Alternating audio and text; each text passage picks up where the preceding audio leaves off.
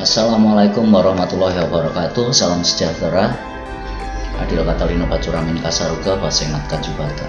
Bertemu saya dengan Galuh Bayu Ardi dalam channel ini. Yang kali ini saya akan membahas tentang geografi budaya, dan untuk mata kuliah geografi budaya GPK dari Pontianak. Kemarin kita setelah membahas beberapa hal mengenai proyek atau sebuah hasil karya dari geografi budaya, yaitu tentang pemetaan area budaya yang dilakukan di Amerika, yang memetakan kebudayaan, beberapa unsur kebudayaan yang ada pada masyarakat Native Amerika atau penduduk Amerika asli. Kali ini dalam berbagai perkembangannya, geografi budaya memang tidak luput dari berbagai kritik, dari berbagai masalah, dan dari terdapat berbagai hal dalam perkembangannya. Nah, di berikutnya kali ini kita akan membahas mengenai bagaimana permasalahan-permasalahan dan juga alternatif dalam mengkaji geografi budaya. Karena sampai hari ini pun kalau untuk di luar sana memang sudah tidak bermasalah lagi dan sudah banyak dilakukan, bahkan sedang menjadi tren. Sementara hal yang terjadi di Amerika pada tahun 60-an itu baru terjadi atau baru akan terjadi sekarang mengenai geografi budaya ini. Mari kita lihat bagaimana geografi budaya tersebut menjadi banyak masalah dan bagaimana alternatifnya. Nah, yang pertama kali di sini kita bisa melihat di slide bahwasanya geografi telah selama ini sejak abad 18 dan menuju abad 19 sampai abad 20 dan abad 21 hari ini, geografi telah banyak meremehkan, bahkan mengabaikan aspek-aspek kebudayaan dalam kajian-kajian budaya. Mereka mengkaji kajian budaya, mereka mengkaji kajian sosial, namun mereka mengabaikan dan meremehkan konsep-konsep mengenai kebudayaan yang memang sebetulnya paling mendasar, sehingga mereka kurang berhasil dan menuai banyak kritik. Padahal di sini banyak hal yang seharusnya dipelajari oleh geografi ketika akan melakukan kajian budaya. Dan di sini juga Peter Jackson juga mengatakan dan menyarankan bahwa dalam studi geografi budaya kita harus mulai mengkaji kita mulai merenungkan dan memahami mengenai tempat di mana budaya itu terjadi. Ya, paling tidak kita harusnya mengacu pada konsep-konsep, atau paling tidak mempelajari perkembangannya, pemahaman-pemahaman seperti yang dilakukan oleh Raymond William, dia seorang geograf budaya, Stuart Hall, dan kemudian beberapa hal yang menjadi inspirasi untuk geografi budaya. Seharusnya di sini dikatakan bahwa Clifford Geertz, Jean-Claude Lévi-Strauss, dan lain sebagainya, mereka memiliki banyak sekali sumber yang dapat diadopsi dalam rangka untuk menghadapi tantangan-tantangan secara mendasar mengenai asumsi dasar geografi budaya.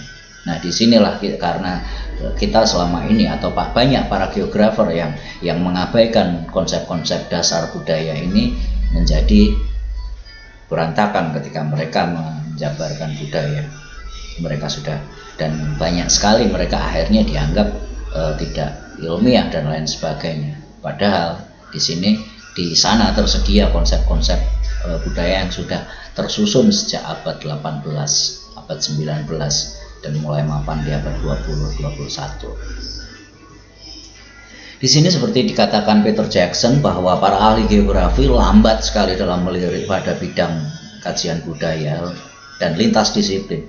Padahal peluang tersebut masih banyak, dan bidang kajian budaya ini sangat terbuka untuk mengundang partisipasi para ahli ilmu sosial dan juga budaya.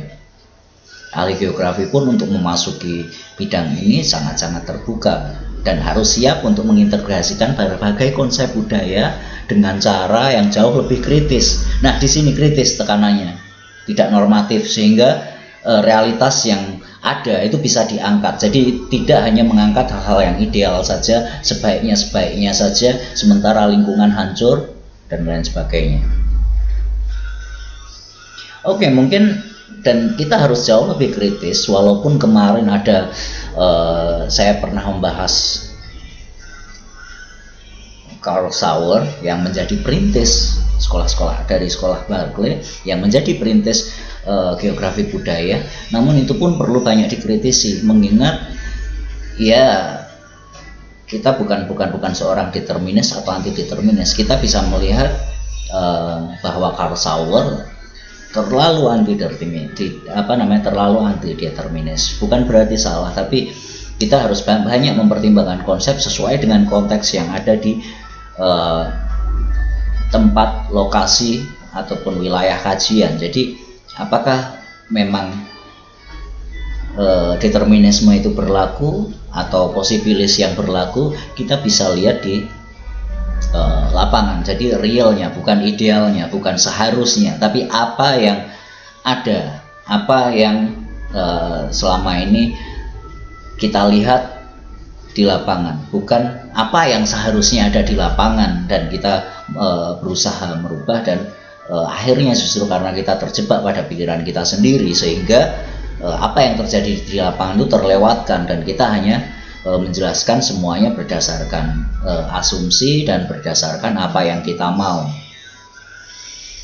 Oke, dan di sini Peter Jackson, penulis buku Maps of Meaning ini, dia menyarankan untuk memulai mempelajari geografi budaya ini, kita juga harus mulai memahami atau mulai merenungkan, melacak alur perkembangan pemikiran yang lebih kritis sebagai bentuk nanti yang akan kita lihat pada penerapan konsep materialisme budaya.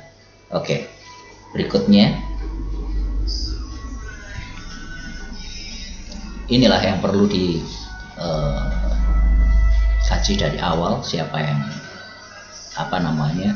yang kemudian ahli-ahli antropologi yang menjadi landasan di Amerika.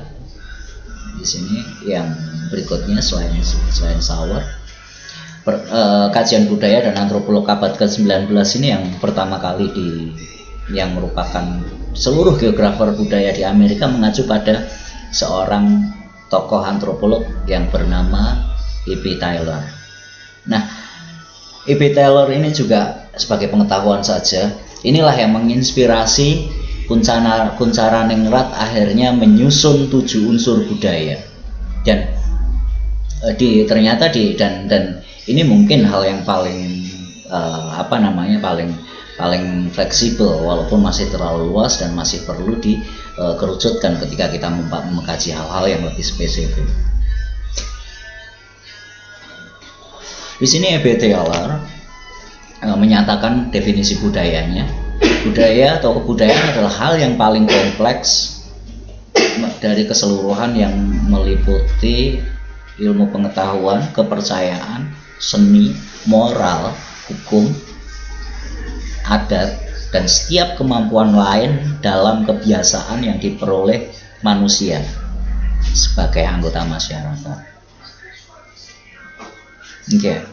Di sini yang paling awal bahwa E.B. Taylor adalah salah satu tokoh antropolog yang menyarankan cross cultural comparative. Jadi bagaimana dia membandingkan satu budaya dengan budaya yang lain.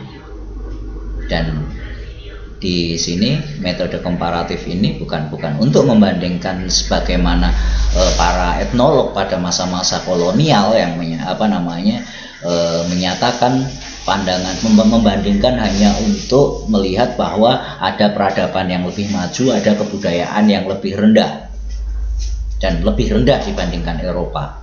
Nah, pada seperti masa-masa teori evolusi dulu.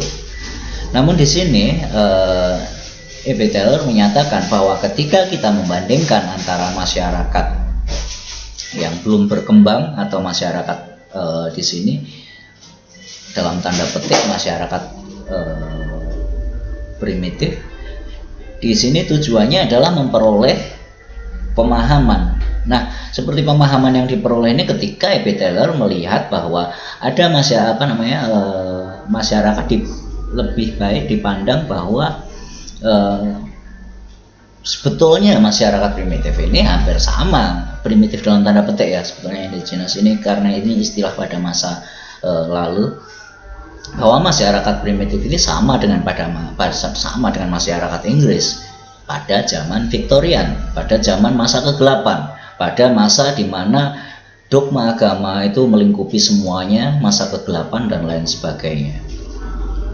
Dan di sini lebih mengacu pemahaman mengenai perbedaan dan dengan demikian dalam kita melihat budaya apapun selayaknya dipaham, kita lebih menuju untuk memperoleh pemahaman daripada memandang semuanya itu sebagai sesuatu yang aneh, sesuatu yang lebih rendah dan lain sebagainya. Itu saran E.B. Taylor yang awalnya ketika ilmu antropologi mulai menolak Chauvistik dan etnosentrisme seperti etnolog pada masa kolonial dulu. Oke.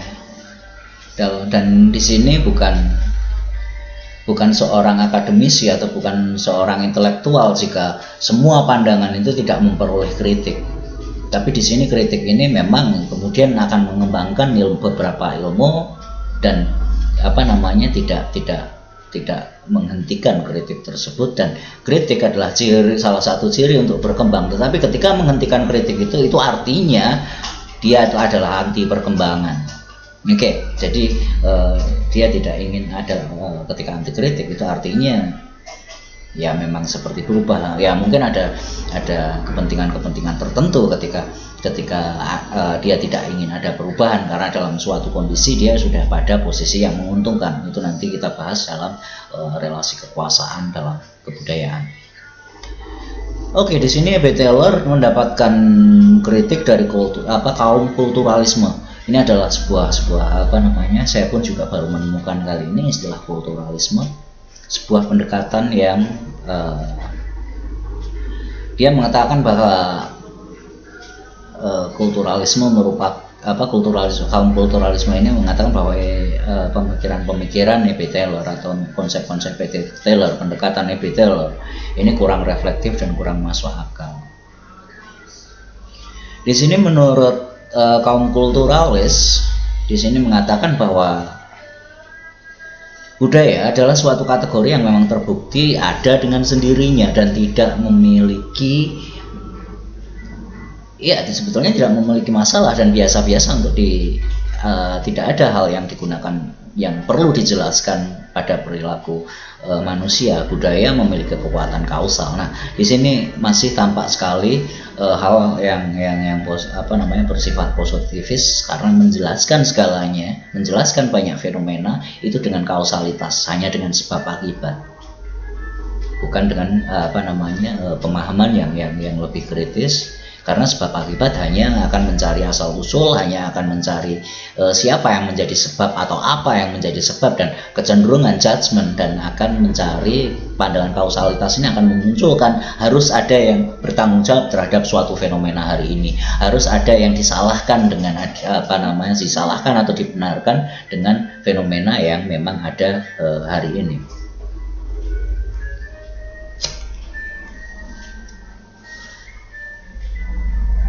Oke, kemudian sudut pandang kulturalis ini memang berusaha untuk menjelaskan ide-ide atau gagasan-gagasan dan praktek-praktek budaya atau kegiatan-kegiatan budaya, aktivitas budaya, daripada dia membandingkan sebagai suatu penjelasan. Nah, ini sebetulnya sebuah kritik yang kita bisa menilai apakah kritik ini memang perlu atau tidak, bermanfaat atau istilahnya efektif, memiliki efek atau akan membawa perkembangan atau tidak. Dia mengatakan bahwa ya lebih baik menjelaskan ide-ide dan praktek-praktek budaya daripada membandingkan beberapa budaya dalam satu penjelasan. Dan ini memang sebuah kritik untuk para kaum kulturalis ini memang tidak setuju dengan bagaimana E.P. Taylor ini menggunakan pendekatan cross cultural comparative, jadi perbandingan antar budaya. Tapi dengan kondisi yang semacam ini, dengan karakteristik kulturalisme yang semacam ini, kulturalisme ini banyak sekali juga mendapatkan kritik, lebih banyak daripada Taylor. Terutama di sini kulturalis ini sempat mengkaji dalam arti fenomena di perbatasan Amerika dan Meksiko. Ini mengenai ada dua hal contoh di sini mengenai imigran gelap, orang-orang Amerika Selatan atau orang-orang Meksiko, orang-orang Latin yang menerobos masuk ke masuk ke Amerika menjadi imigran gelap, atau kalau istilah di sini seringnya pendatang, istilah di negeri tetangga, pendatang haram dan lain sebagainya. Lalu kemudian para Rastafarian, Anda mungkin pernah mendengar istilah Rastafarian. Rastafarian adalah sebuah komunitas yang memang mereka juga imigran juga awalnya. Mereka adalah orang-orang berkulit hitam dari Jamaika, dan Rastafarian ini pasti tidak akan lepas dari nabi dari Rastafarian itu sendiri. Kalau Anda pernah mendengar yang namanya Bob Marley, khas dengan musik reggae, lalu berbagai macam ritual yang harus menggunakan menggunakan kanabis atau ganja dalam ritualnya. Nah, dari analisis analisis kulturalisme atau pendekatan para kulturalis ini, mereka dikatakan bahwa mereka dikriminalisasikan oleh para penguasa, pengambil kebijakan, polisi. Mereka adalah kulturalis mengatakan mereka adalah sebuah korban dari beberapa orang atau laporan-laporan dari beberapa orang, keluhan masyarakat untuk menyalahkan semua atau mengatakan bahwa Rastafarian dan imigran gelap ini adalah mereka adalah dianggap semua dari mereka ini adalah para pelaku kriminal, mereka sering membuat kekacauan dan lain sebagainya. Nah, ini sebetulnya sama saja dengan tidak lebih baik daripada ketika para ahli dan akademisi yang membela kekuasaan polisi, lembaga-lembaga hukum dan lain sebagainya yang digunakan untuk menindas beberapa kelompok masyarakat, baik itu yang minoritas atau yang secara rasis. Karena tidak semua Rastafarian, tidak semua imigran gelap itu melakukan tindakan kriminal. Tapi di sini sudah sama munculnya bahwa mereka dikatakan mereka sama-sama sesuatu yang di sini sama-sama kurang tepatnya, dan pandangan ini justru semakin dikatakan semakin memperuncing beberapa permasalahan sosial dan tidak di Amerika sana dianggap tidak cukup membantu dan berkontribusi pada baik itu masyarakat yang ditelitinya ataupun para pengambil kebijakan dan pemilik kekuasaan. Nah, itu salah satu kulturalisme. Dan oke. Nah, kita coba memulai tadi ketika kita memandang ada E.P. Taylor yang cross komparatif, lalu kemudian ada kaum kulturalis. Nah, di sini kita mulai akan membahas mengenai budaya dan kota. Oke, di sini dikatakan bahwa budaya kota itu lebih istilah budaya atau kebudayaan itu selama ini mengacu pada etnis tertentu, mengacu pada sebuah masyarakat tertentu. Tapi di sini mulai muncul bahwa ada yang namanya urban culture atau budaya kota. Nah, sementara beberapa menganggapnya bahwa budaya kota ini adalah bukanlah sebuah budaya kota, tapi lebih sebagai lifestyle atau sebuah gaya hidup saja. Namun demikian di sini dinyatakan bahwa yang namanya Budaya kota ini adalah suatu wujud ekspresi dari masyarakat mengenai kebutuhannya, mengenai ekspresi gaya hidupnya, lalu kemudian yang semuanya digerakkan oleh kekuatan modal atau yang digerakkan oleh tujuan-tujuan untuk memperoleh material yang bersifat lebih individual. Oke, di sini bahwa budaya dan kota ini juga merupakan salah satu fenomena yang unik. Di sini banyak dari mereka yang merupakan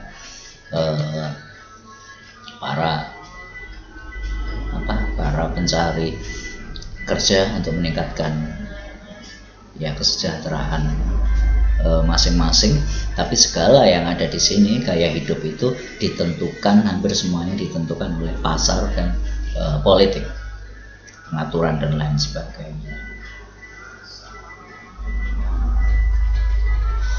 Oke, tentang budaya dan kota adalah keberadaan di sini. Apakah kita bisa mengatakan bahwa ada budaya perkotaan, berarti nanti ada juga budaya pedesaan? Oke, berikutnya di sini lalu kita lanjutkan bahwa permasalahan yang bisa dikaji secara kultural atau secara budaya, dan ini juga dikaji dalam geografi, adalah masalah kesejahteraan. Dan di sini kajian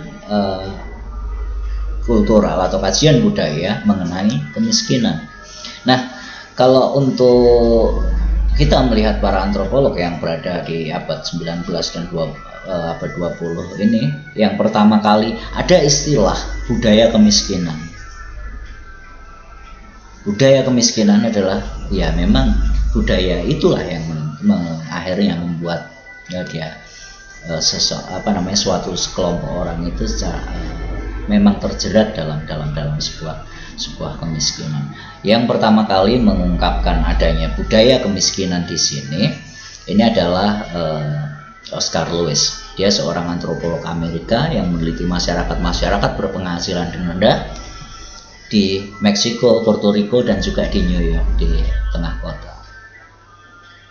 Dan Oscar Lewis ini dari hasil penelitiannya selama 10 tahun di beberapa tempat di Amerika, baik itu di Amerika Serikat maupun di Amerika Selatan, hal-hal yang menyebabkan seseorang atau suatu kelompok masyarakat itu menjadi miskin itu karena karakteristiknya.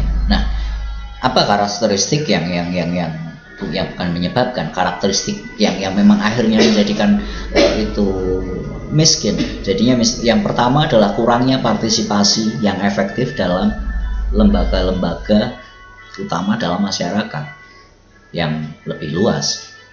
Nah, kemiskinan mereka ini kalau kita akhirnya saat ini akan melihat itu adalah aksesibilitas terhadap lembaga, mungkin masalah diskriminasi, mungkin masalah siapa yang bisa masuk atau bisa menentukan atau memiliki kekuatan politis tertentu dalam sebuah lembaga tersebut dan ikut menentukan berbagai macam peranata yang mereka bentuk. Lalu kemudian sangat minim sekali mereka istilahnya berinteraksi atau juga mengorganisasikan diri di luar keluarga inti. Jadi semuanya berbasis pada kekeluargaan, berbasis pada kekerabatan. Dan ketika walaupun hari ini basis keluarga atau basis kekerabatan ini akhirnya juga bisa justru digunakan sebagai kekuatan politis. Dan di sini ada juga yang dinyatakan bahwa mereka sudah terbentuk mentalnya dari pendidikan mereka yang ada dalam tahap-tahap kehidupannya, dalam siklus hidupnya.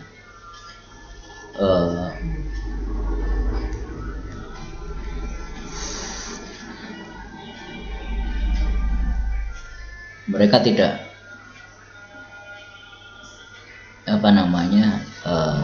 secara institusional mereka tidak memperoleh istilahnya pendidikan atau lingkungan yang baik karena keterbatasan dari dari masa kanak-kanak sampai pada masa dewasa.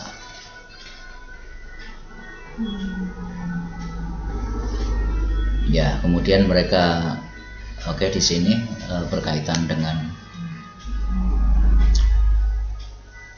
inisiasi atau perubahan dari tahap dalam siklus hidup dari anak-anak ke dewasa. Mereka tidak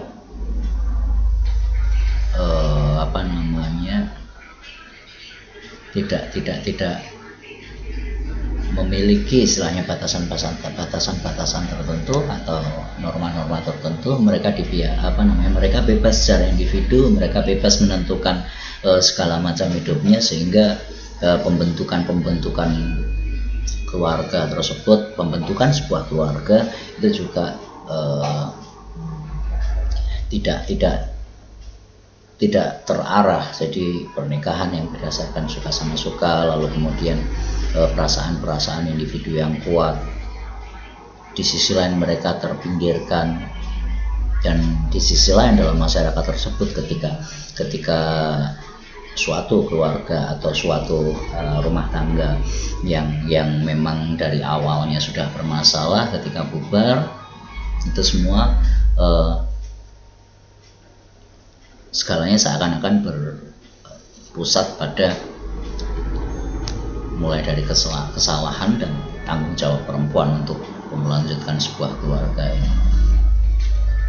Dan proses marginalisasi, ketidakberdayaan, lalu ketergantungan terhadap yang lebih besar, ketergantungan terhadap pemilik modal yang bisa membuat mereka bisa bertahan hidup dengan bekerja dengan gaji murah dan lain sebagainya, itu memupuk inferioritas mereka, memupuk ketidakberdayaan mereka, dan maka hal tersebut terus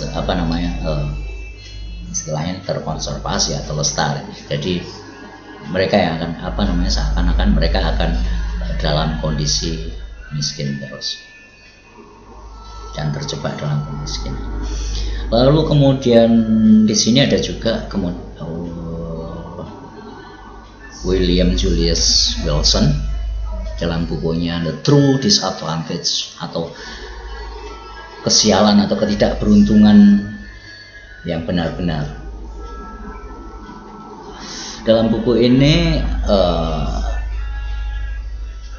Wilson menjelaskan atau dia menuliskan banyak hal mengenai budaya atau kehidupan orang-orang kelas bawah di dalam kota, walaupun di sini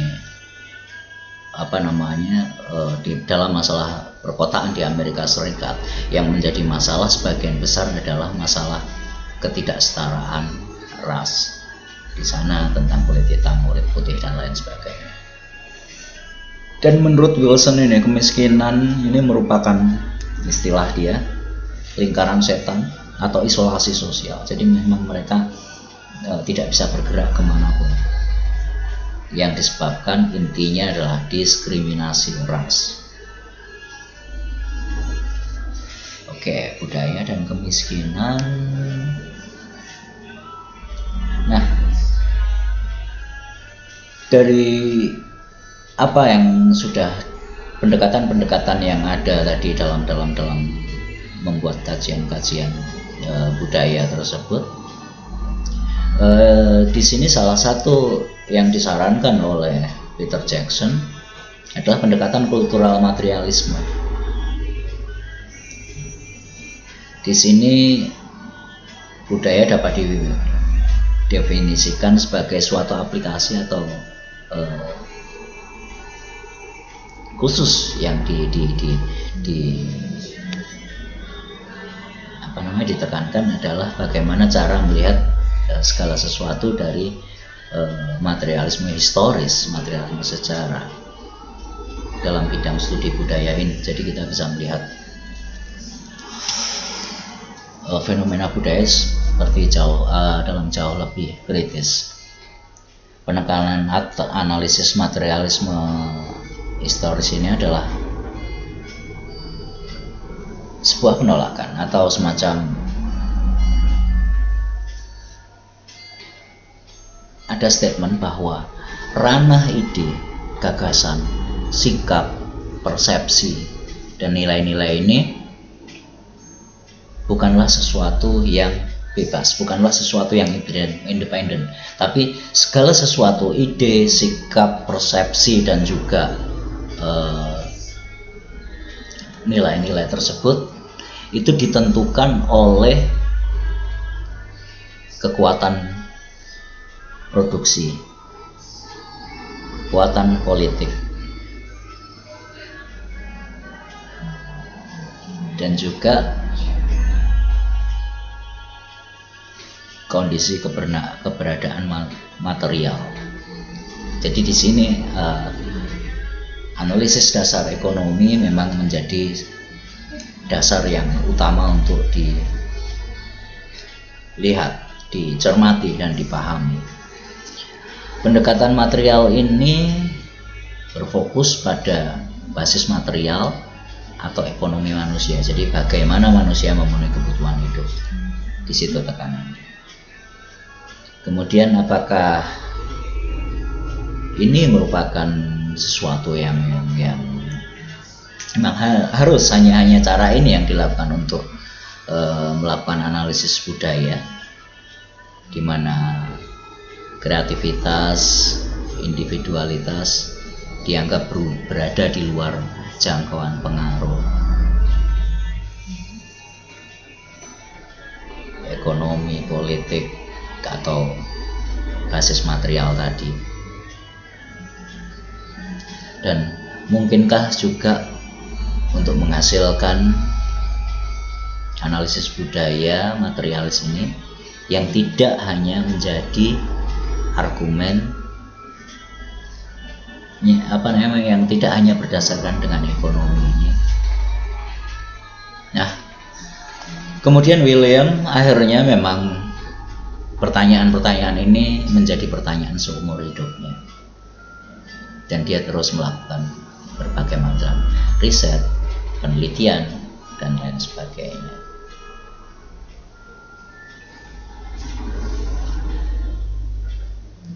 Dan di sini Peter Jackson menunjukkan bahwa pandangan tentang determinasi, sesuatu yang paling menentukan, determinasi di sini, yang benar-benar memang benar-benar sesuai dengan geografi budaya.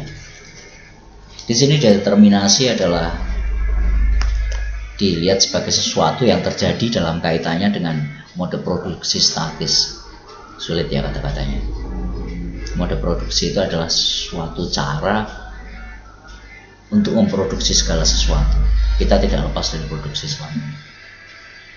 Dan untuk menjelaskan itu, kita harus mengadopsi pandangan-pandangan atau pengalaman sejarah yang selama ini ada, dan juga perubahan-perubahan mengenai kesadaran. Kita juga harus melihat berbagai kekuatan determinasi atau kekuatan yang paling menentukan, kita lihat dan terstruktur dalam situasi sejarah. Determinasi ini misalnya salah satunya dalam secara historis adalah bagaimana, seperti misalnya kalau di Indonesia ya, bagaimana Indonesia skalanya terbentuk, itu kita lihat dari mulai kolonialisme atau bahkan sebelumnya kolonialisme, lalu kemudian merdeka, lalu kemudian pembangunan, lalu kemudian berbagai kebijakan yang terjadi dari mulai awal merdeka sampai hari ini. Nah, kemudian setelah kita tahu bahwa prosesnya semacam itu, kemudian kita melihat apa ide-ide mendasar di balik semua itu yang terjadi selama itu. ide atau gagasan apa yang akhirnya dipraktekkan dalam kehidupan sehari-hari, dijadikan diimplementasi menjadi kebijakan, lalu kemudian ada respon, lalu kemudian bagaimana seterusnya itu terjadi.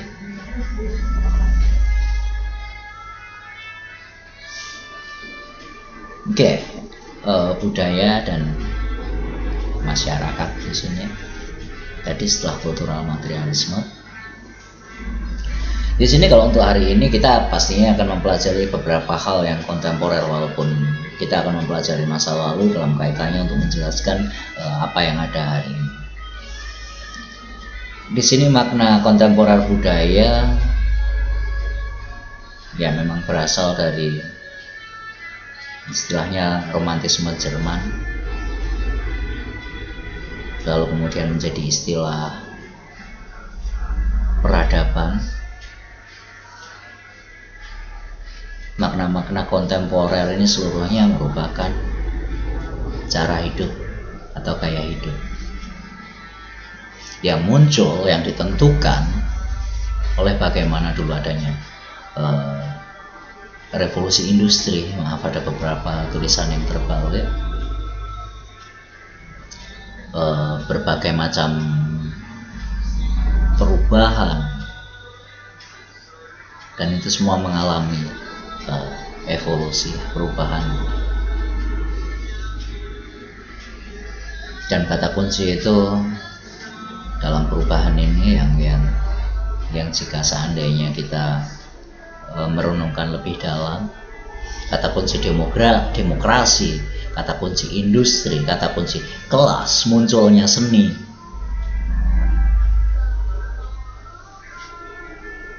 Dan perubahan-perubahan sosial itu tidak lepas dari kata kunci tersebut. Kemudian ini kita masih mengacu pada karyanya William,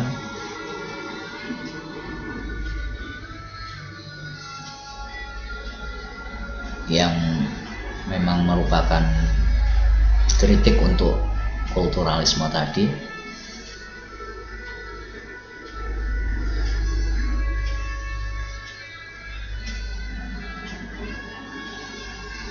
Ya, kritik untuk kulturalisme adalah kulturalisme ini memiliki idealisme yang secara khusus memiliki kecenderungan untuk mengabaikan relasi kekuasaan, relasi hubungan sosial yang sangat-sangat kompleks. Mereka tidak mengkaji secara detail segala sesuatu yang kompleks, mungkin dianggap rumit. Di balik bahwa budaya pun sebetulnya diproduksi. Anda bisa merenungkan siapa yang memproduksi budaya. Tidak hanya diproduksi, tapi kemudian muncul sebagai reproduksi budaya juga. Oke, gagasan bahwa segala bentuk budaya dan itu merupakan hasil dari proses produksi tertentu, dan hal ini berlaku juga. Ya, nanti kita geografi juga akan melihat sebuah kesusastraan, melihat seni. Kita melihat iklan hari ini yang berusaha mengendalikan mimpi manusia di seluruh dunia. Televisi, mungkin media komunikasi lainnya atau media sosial lainnya yang kalau hari ini platform-platform dalam internet. Dan ini memiliki relevansi yang jelas. Bagaimana kita menarik ke pendekatan keruangan ekologis dan keruangan ekologis dan juga regional. Kreativitas kita dibutuhkan untuk mempelajari geografi budaya, mengkaji geografi budaya. Mungkin tantangan-tantangan dari geograf konservatif adalah Anda selalu ditanya ketika melakukan studi budaya ini, di mana geografinya. Nah, itu tugas kita untuk menjelaskan mengapa kita mengaji sesuatu. sementara kita menggunakan pendekatan atau beranjak dari ilmu geografi. Nah, oke, mungkin saya cukupkan sekian dan tidak terasa sudah 40 menit, dan ini memang cukup panjang karena ada 9 slide, biasanya tidak seperti ini, dan semalam saya menyusun semalaman. Oke, semoga bermanfaat, dan kalaupun membingungkan ini nanti bisa kita diskusikan, silahkan, baik yang dari kelas saya ataupun baik yang dari kelas Diane Kuanti, silahkan didiskusikan jika memang Anda rasa perlu, dan jika memang nanti suatu saat pada saat Anda akan menulis skripsi dan lain sebagainya tertarik di kajian geografi budaya. Oke, saya ucapkan assalamualaikum warahmatullahi wabarakatuh. Adil Katalino Kacuramin Kasaruga Basengat Kajubatan. Salam.